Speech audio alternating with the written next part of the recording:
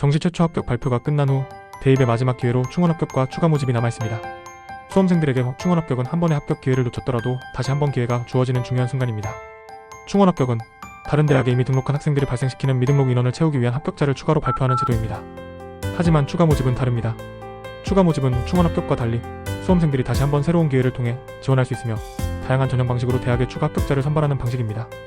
이 두 가지는 모두 마지막 기회로 수험생들에게 중요한 기회를 제공합니다.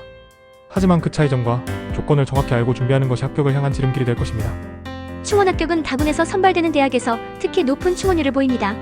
지난해 건국대와 같은 대학에서는 충원율이 685%로 나타났으며 이는 다군에서 선발하는 대학 수가 적기 때문입니다. 적은 선발 인원에 비해 다른 대학에 등록한 수험생들이 미등록 인원을 채우기 위해 다군 선발대학에서 충원 합격자를 발표하는 비율이 높아지는 것입니다.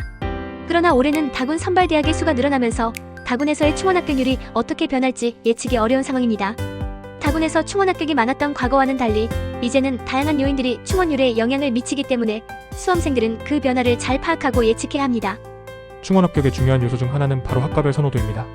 선호도가 높은 학과는 다른 대학에 합격한 수험생들이 이탈할 가능성이 높아져 충원율이 상대적으로 높게 나타나기 때문입니다.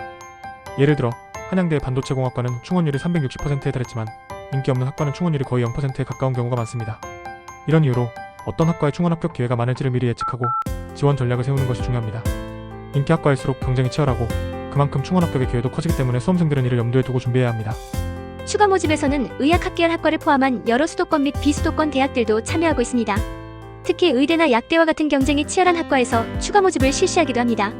예를 들어 지난해에는 의학학 계열에서 30명의 추가 모집이 있었고 서울 지역의 대학교들 또한 많은 인원을 추가 모집했습니다. 이는 수험생들에게 의학학 계열을 목표로 한 마지막 기회를 제공하는 동시에 비수도권 대학들도 추가 모집을 통해 대입 경쟁에서 중요한 변화를 일으키고 있다는 점에서 큰 주목을 받고 있습니다. 추가 모집의 기회를 잘 활용하면 대입의 문을 다시 열 수 있는 마지막 기회가 될 수 있습니다.